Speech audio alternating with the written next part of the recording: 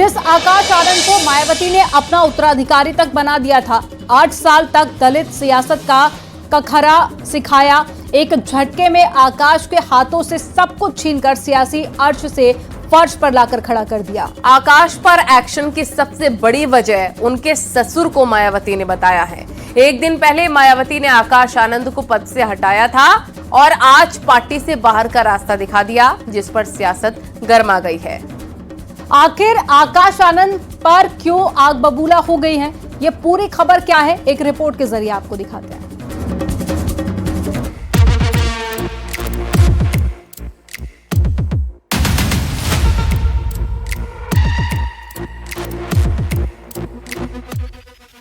आकाश आनंद को राजनीतिक तौर से तैयार करने के लिए बहुजन समाज पार्टी ने कुल 8 साल का समय लगाया और एक झटके में सब खत्म कर दिया। एक दिन पहले सभी पदों से आकाश आनंद को हटाया गया और दूसरे दिन पार्टी से बाहर का रास्ता मायावती ने दिखा दिया। मायावती ने पोस्ट कर लिखा कि आकाश आनंद को पार्टी हित से अधिक पार्टी से निष्कासित अपने ससुर अशोक सिद्धार्थ के प्रभाव में लगातार बने रहने के कारण नेशनल कोऑर्डिनेटर समेत सभी जिम्मेदारियों से मुक्त कर दिया गया था, जिसका उसे पश्चाताप करके अपनी परिपक्वता दिखानी थी। लेकिन इसके विपरीत आकाश ने जो अपनी लंबी चौड़ी प्रतिक्रिया दी है, वो उसके पछतावे व राजनीतिक मैच्योरिटी का नहीं, बल्कि अब उसके ससुर के ही प्रभाव वाला ज्यादातर स्वार्थी, अहंकारी व गैर मिशनरी है।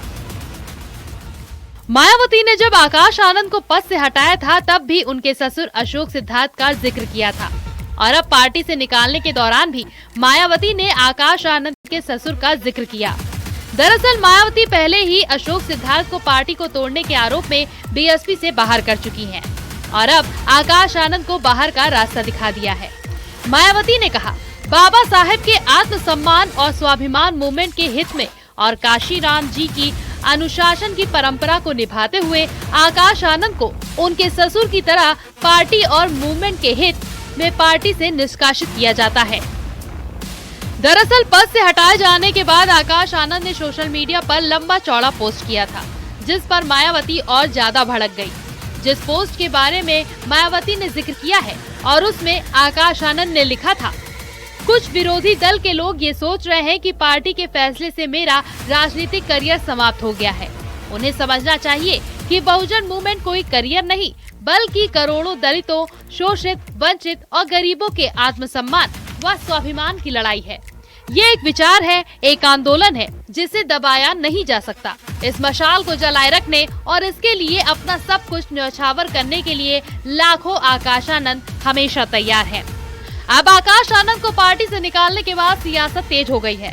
कांग्रेस नेता उदित राज ने कहा कि बीएसपी बीजेपी चला रही है, तो स्वामी प्रसाद मौर्य ने कहा कि बीएसपी को बाबा साहेब के मिशन से कोई लेना देना नहीं। आश्चर्य होता है।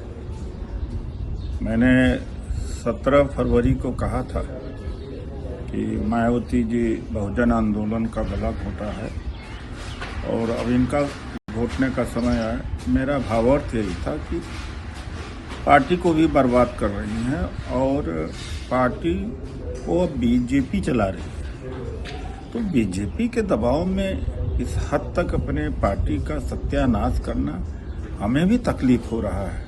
बहुजन समाज पार्टी का बाबा साहब के मिशन से कोई नाता नहीं रह गया।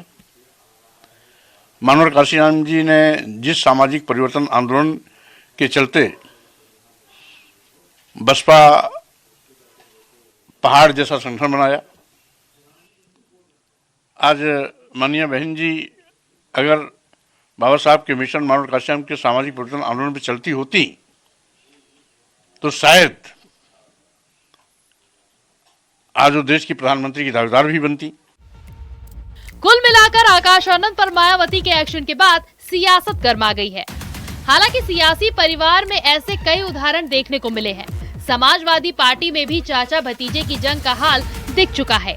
आगे 2027 का चुनाव है, ऐसे में मायावती के इस फैसले का असर क्या होगा, ये देखने वाली बात होगी। Bureau report, news 18।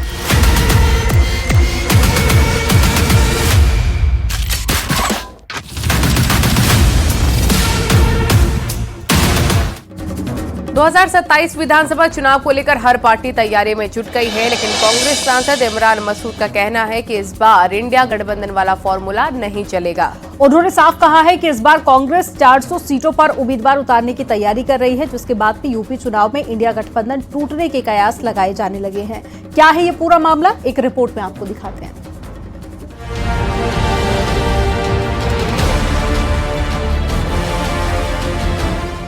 जिस इंडिया गठबंधन को विपक्षी पार्टियों ने लोकसभा चुनाव में बीजेपी के खिलाफ खड़ा किया था, चुनाव बीतने के बाद ही एक एक कर पार्टियां कांग्रेस से दूर होती गई और गठबंधन टूटती गई।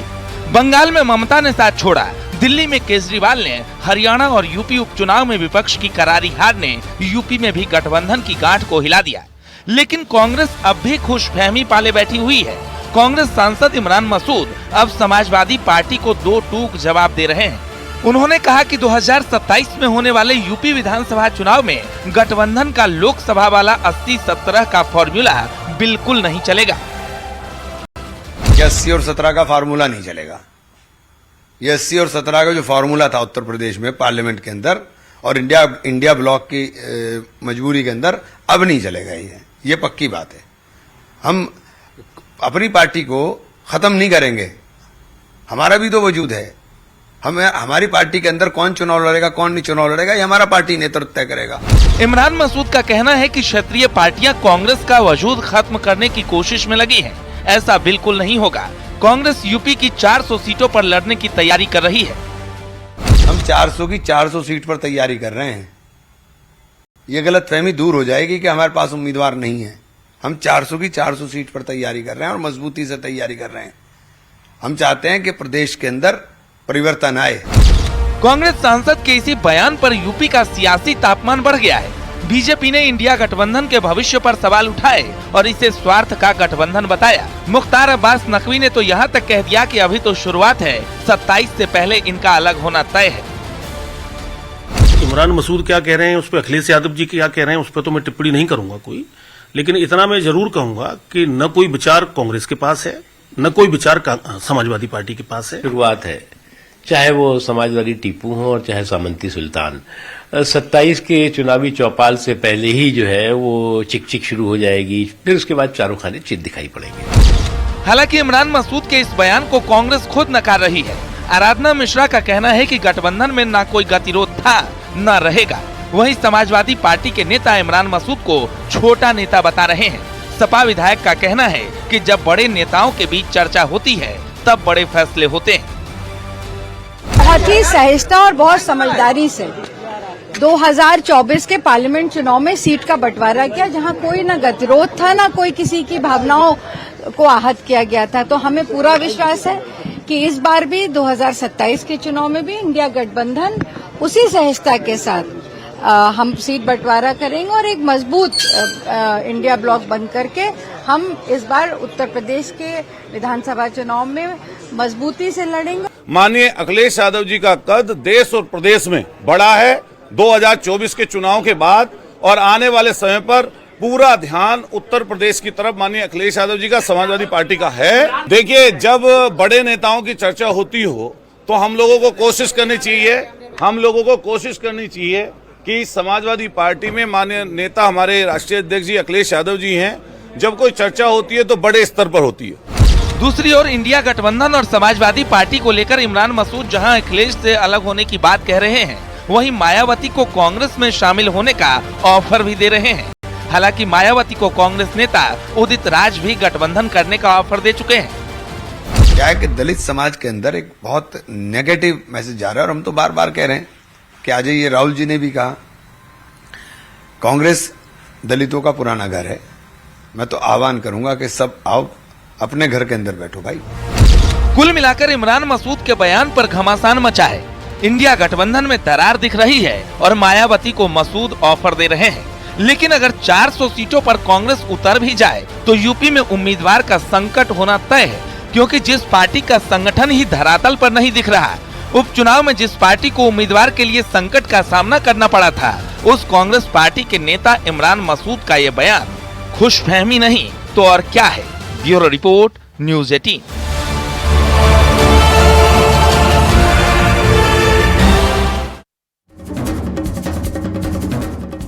भारतीय जनता पार्टी ने दलित वोट को साधने के लिए नया प्लान तैयार किया है, जिसके तहत बीजेपी दलित बस्ती संपर्क अभियान चलाने जा रही है, जिसमें बीजेपी के बड़े नेता और दलित बिरादरी के मंत्री सांसद जमीन पर उतरेंगे। दलितों को साधने के लिए बीजेपी इस बार सबसे ज्यादा जिला अध्यक्ष भी दलित समाज से बनाने जा रही है। साथ ही बीजेपी यूपी में दलितों के बीच अपने ब्रांड एम्बेसडर भी बनाएगी, जो 27 में सरकार बनाने में कारगर साबित हो सकते हैं। –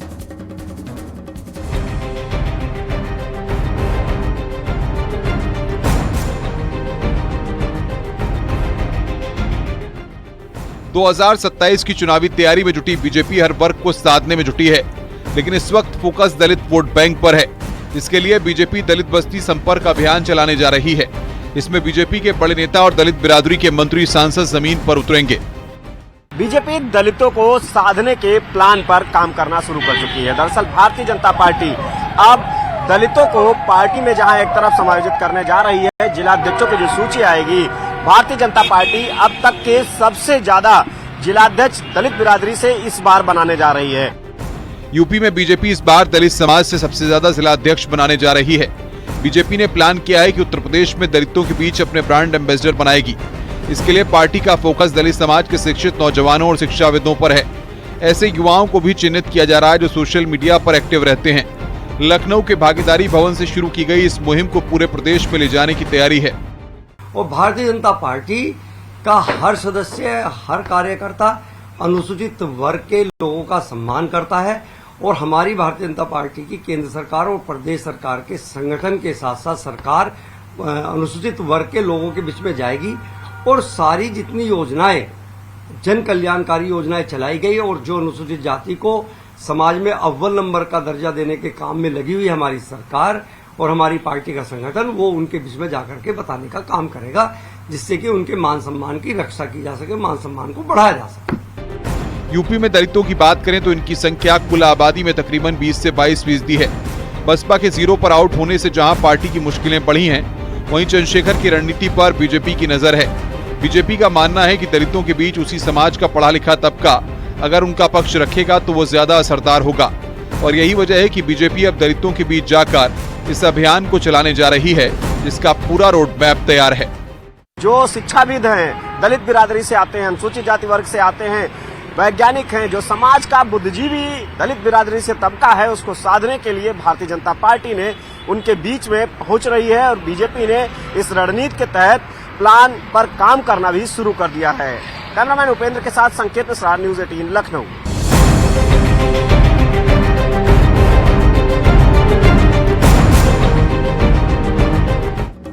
लखनऊ में मुख्यमंत्री आवास पर आईआईएम और भारतीय डाक सेवा के अधिकारियों के साथ सीएम योगी ने बैठक की है। इस दौरान सीएम योगी ने महाकुंभ के सफल आयोजन को लेकर चर्चा की। सीएम योगी ने महाकुंभ में हुई भगदड़ का भी जिक्र किया और किस तरह से महाकुंभ से सनातन की गूंज दुनिया भर में गूंज रही थी वो भी बताया है। आपको रिपोर्ट में दिखाते हैं।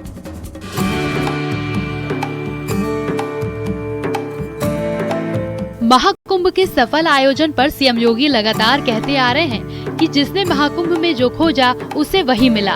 एक बार फिर आईआईएम और भारतीय डाक सेवा के अधिकारियों के साथ मीटिंग के बाद उन्होंने इस बात का जिक्र किया और देश विदेश के बड़े बड़े मीडिया संस्थानों में महाकुंभ को लेकर क्या बातें लिखी गई हैं, उसको भी बताया। द वॉल स्ट्रीट जर्नल जो यूएस की है, उसने कहा है कि यह एक ऐसा आयोजन था जहां अमेरिका की कुल आबादी से ज्यादा लोग जुटे, यानी यूएस की जो कुल पॉपुलेशन है उसकी लगभग दोगुनी आबादी इस आयोजन का हिस्सा बनी थी।